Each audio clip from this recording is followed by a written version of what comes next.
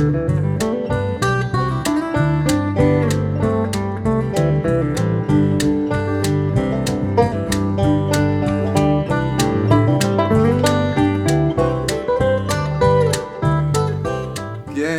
we're back. Asheville Music and Revolution, episode 13. I think that has some sort of special meaning. Matter of fact, my guest just told me it's her favorite number. And so, in the singer-songwriter protester series that we're just starting to do and launch into, today we have the honor of having Derian Blane. Yeah, thanks for having me. Tell me about, I just said, you know, one of your favorite numbers, 13. I'm just curious, what's that all about? Well, I've always heard that it's an unlucky number, so I sort of, maybe out of defiance was like, fine, then that'll be my favorite. I think that if nobody else chooses it as their favorite number, I probably get to keep all the extra luck for myself. That's great, I love it. Defiance. That's what I feel like. That's an emotion we're kind of dealing with right now. Yeah. You know, we're not going to let a bunch of stupid, power-hungry, greedy people run the earth into the ground. Yeah. It's crazy that just wanting the earth to not be ran into the ground is seen as defiance right now, but it is. Yeah. Why? I mean, I appreciate you coming on, and I wanted to mention, you know, that we have, it's interesting, our perspectives, we share a lot. I'm turning 76, you're 22, right? So it's kind of cool. I really like, as somebody who's been, you know, agitating and activating for years and being at the age I'm in, and then looking back and seeing fresh, you know, faces and people at your age inspired to, you know, make this place a better place. Yeah. You know, that's encouraging to me. Super encouraging. Yeah, I feel like we have to. Yeah. Yeah.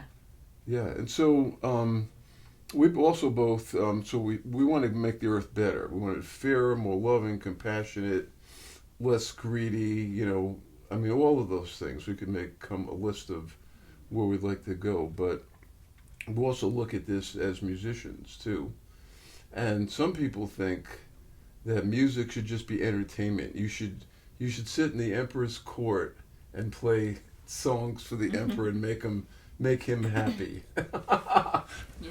Yeah. So what do you think about that? Do you think some musicians feel they don't want to piss off a certain clientele, you know, they go out and play. Yeah. What's your take on that? Yeah, no, I think it's important to use music to speak out because I think that especially the world that we're living in right now, everyone is consuming something, and it's being really constantly pushed down our throats to consume something new. And I think right now, if we're going to, you know, be humans and consume things and consume art, then it should mean something and it should be special.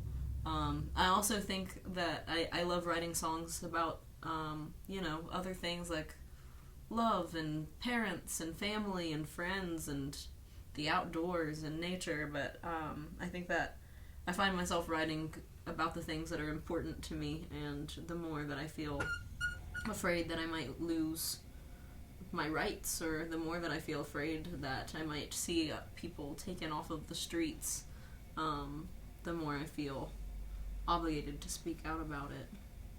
Fantastic. I appreciate that, and I'm hoping we can encourage more musician lovers out there to, you know, help revive protest music. Yeah.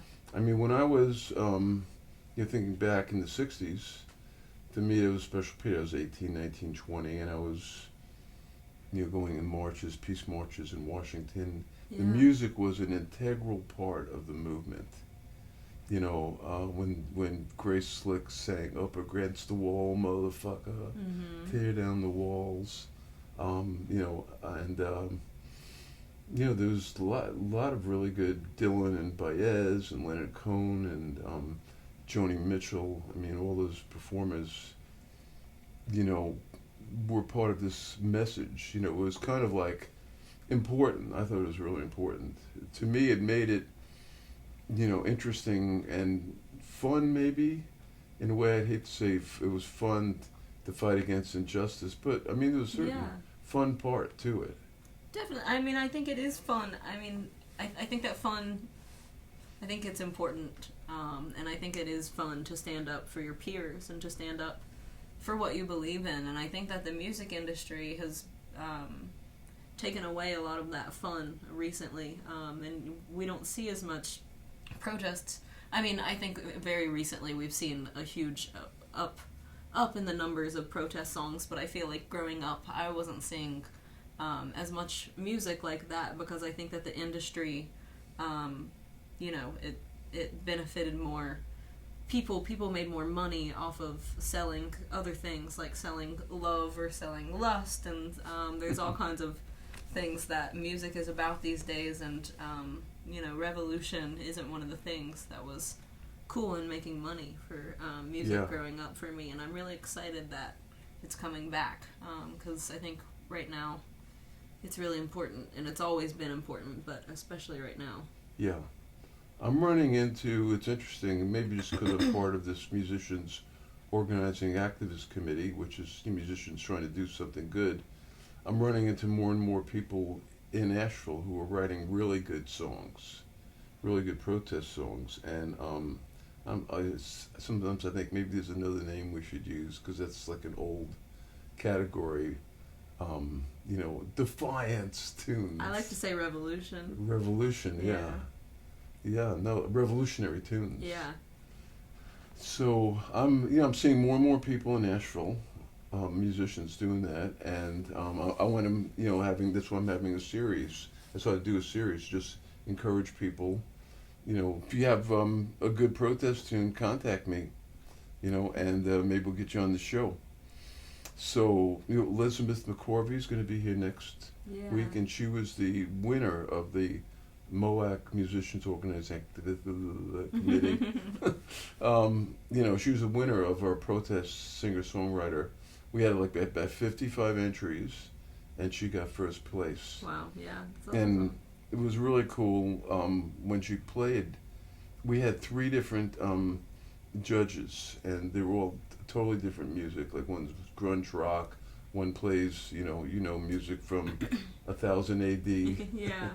and a funk bass player, and I thought they're never gonna agree. Yeah. And they came back like within 5 minutes. Elizabeth. Wow. Yeah. So that was pretty cool. So anyway, what are you doing right now personally? What kind of projects are you doing? You mentioned something that we're doing, but what kind of stuff are you doing? What are you looking forward to? Well, I'm hoping in 2026 to get close to releasing my own first album of my own original tunes, and that's a big, huge, daunting, overwhelming goal for me, really. But that's a big thing that I'm hoping to do this year, and that I'm finally getting my feet in the ground and feeling rooted in Asheville. So I'm really excited to feel like I can do that, but also excited to work in a lot of other projects that I'm involved in. Of course, me and you are working on this social justice album, Cry for Justice, that I'm really excited to be working on, and to be singing these songs with you. And I'm in a band called Ovadya, and I love making music with Ovadya, and so I'm looking forward to whatever is in store for that band this year. My friend McKinney just released an album, and I got to be a part of writing on some of those tunes, and I sing a song that me and McKinney wrote together. Don't You Babe is on that album, so that's been really exciting to get some of my original music out into the world. But I think, big goal of mine is to just keep doing more of that. Cool. If you would do, is there a word that describes your music or your musical approach? What, some people say, I'm a jazz player or whatever, or is it? I think I like to say soul a lot, just soulful. Not necessarily soul as in the genre, but I think soulful is a good way to describe. I'm not good at picking just one word to describe anything, because I think there's 1,000. Right. I actually have a song called 1,000 Pages that's about how you can't about how you can't choose just one thing to say about a person or about an artist, or choose one thing that a song is about. I withdraw my question. Yeah. Well, anyway, is there anything else you want to talk about, or you want to do some playing? Yeah, let's play some songs. I'm happy to go ahead and okay. Yeah, let's. This one that we're gonna do is gonna be on our joint album. Yeah, I'm really excited. And then you're gonna play a couple others that you've written, or yeah, a couple. Yeah, cool. I'll probably do a couple others All right, of mine. let's do that.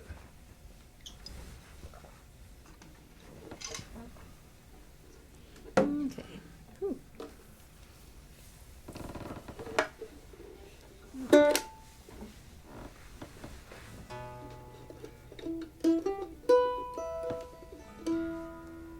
Alright. This first song is called Pigs with Machines.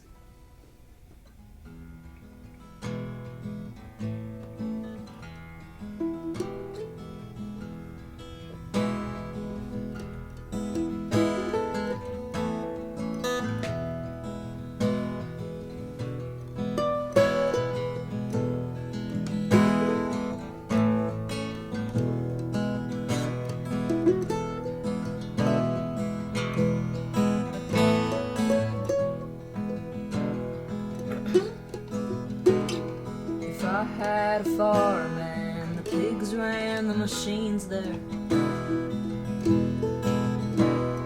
The silo would fall and all the roses beaten. The chickens would never be fed in the evening. And the pigs, they would say that nothing's wrong. If I had a farm, fed all of the world, oh, it'd be 'cause I taught the boys and the girls, and the neither it all and all those in between them, that we're all in cages until we've all been freed. Yes, we're all in cages until we've all been free.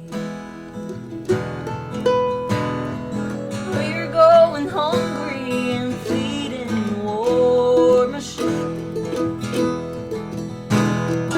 We'd all be rich if we just tore it down. Oh, we're going hungry and feeding war machines. We'd all be rich if we just tore it down. Oh, we'd all be rich if we just tore it down.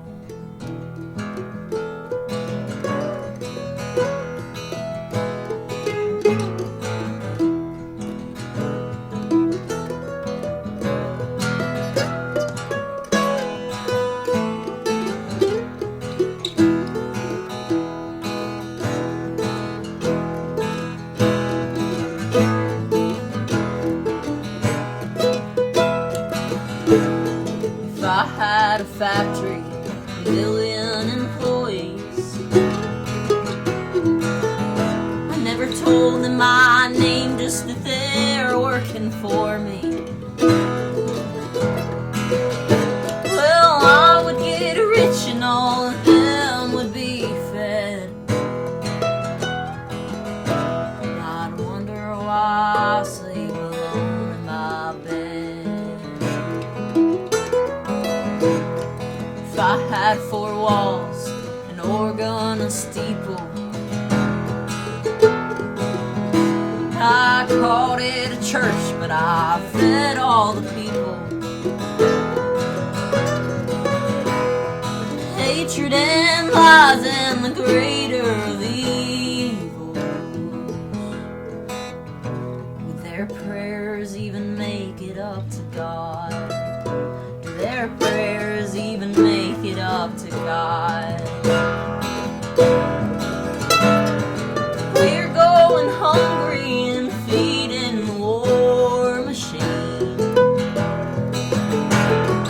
We'd all be rich if we just tore it down. going hungry and feeding the war machine. We'd all be rich if we just tear it down. We'd all be rich if we just tore it down. Yeah, we'd all be rich if we just tore it down.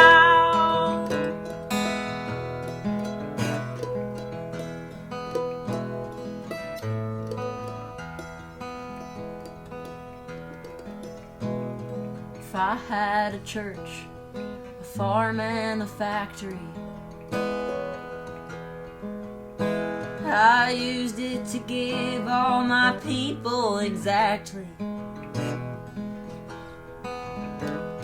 what they all deserve, to be alive and feel heard.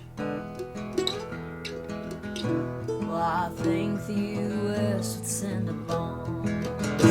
I think the U.S. would blow it up. I think the U.S. would send a bomb. We're going hungry and feeding the war machine.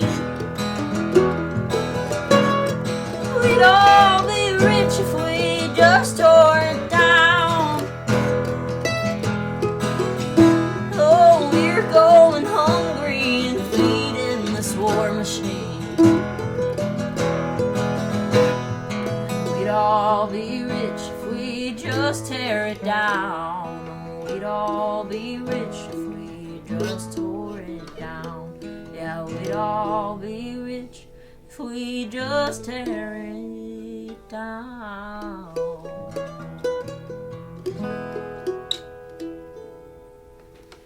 Yeah.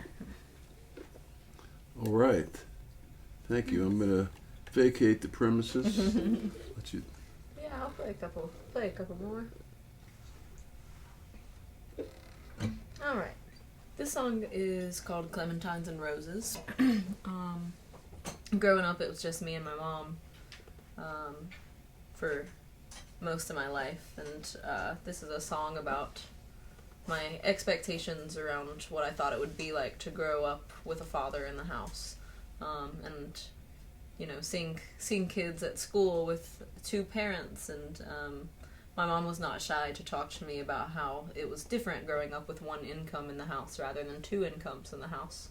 And so this song, Clementines and Roses, is an original that I wrote about unrealistic expectations that I had about what I thought it would be like having growing up with a father around. And I wrote the first verse from my own perspective, and the second verse from my dad's, and the third verse is from my mom. Yeah, this song's called Clementines and Roses.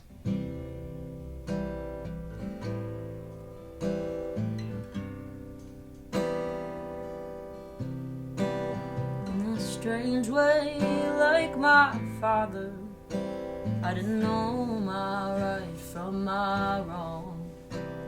Been escaping like my mother, I didn't know which way to go, and I needed space.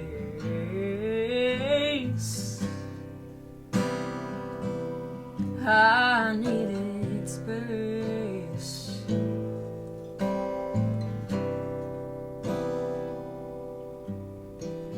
In the springtime, built a garden, I didn't know which way to grow.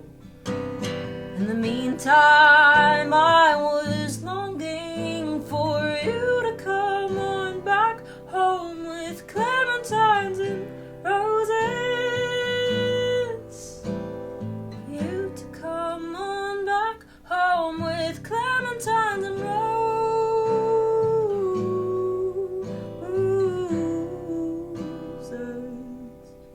Clementines and roses.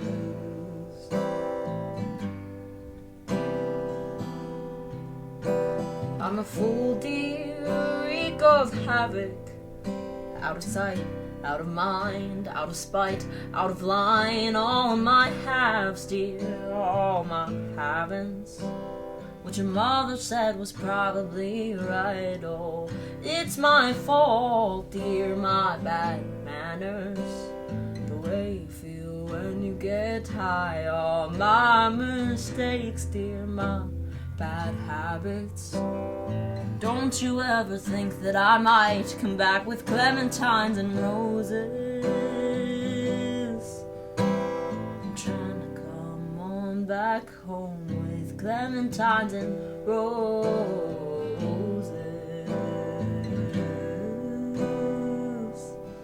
Clementines and roses.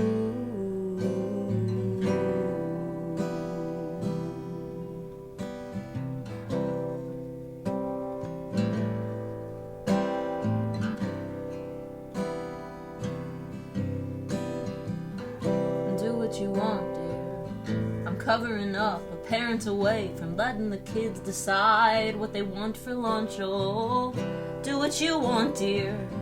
I'm covering up, I don't need you now. I don't need your love, I don't need your, oh, I don't need your roses. Your clementines and roses.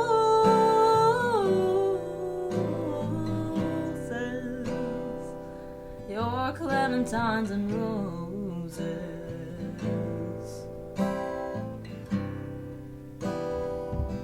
Your clementines and roses.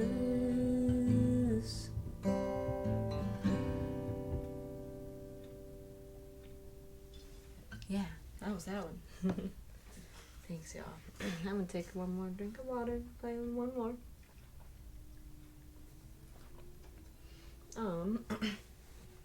Yeah, this next song, I changed the name to a lot. I think if you've heard it more than once, I've probably called it a different name each time.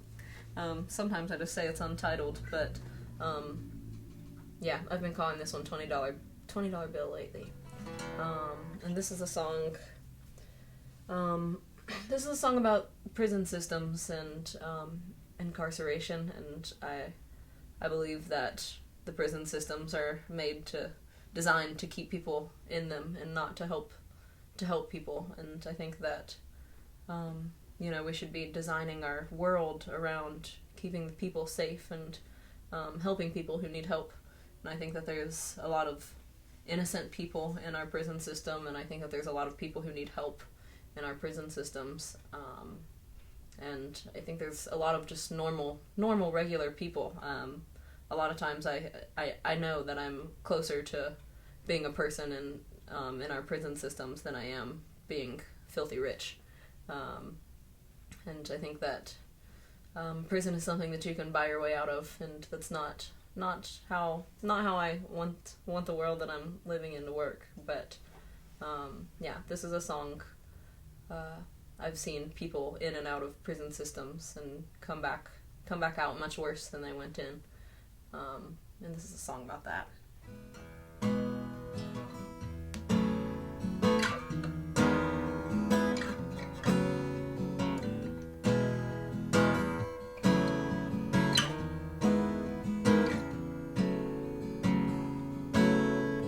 Miles from my home, smoking on my own, $20 in my pocket, and I don't even know how to spend it out here.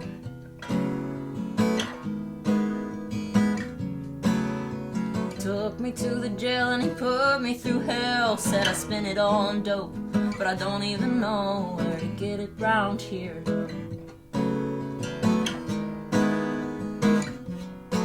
I spent the last hour talking, telling him I didn't want it.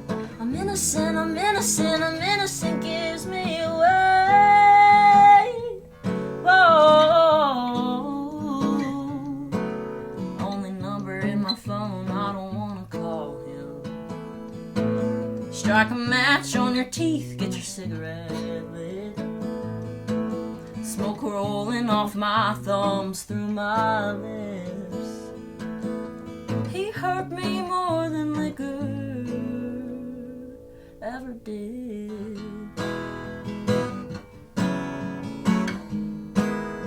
I ever did.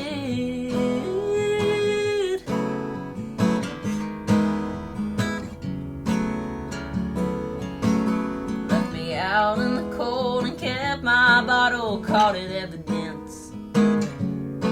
There's a $20 bill-sized hole in my coat pocket. I'm thirsty, broken down, lacking common sense. I'm still wearing that diamond ring. I think I'll go pawn it now and buy me a drink.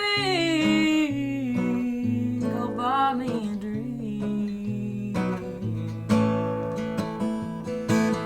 I'm 1 foot out the door, I'm up and leaving. Oh, you don't get to hurt me anymore. 1 foot out the door, and I ain't never coming back. So why ain't I gone then?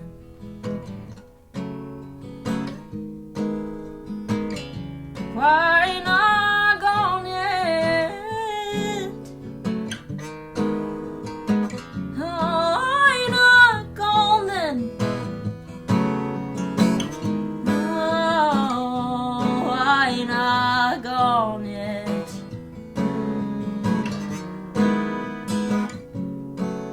Only number in my phone, I don't wanna call him. Struck a match on my teeth, got my cigarette lit.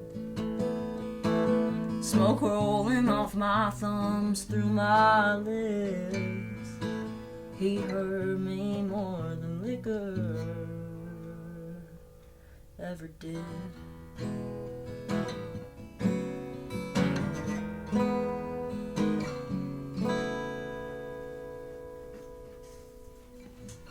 Yeah. All right. As I crash in from the Come on over. suburbs. That was awesome. Thanks, Al. Thank you so much.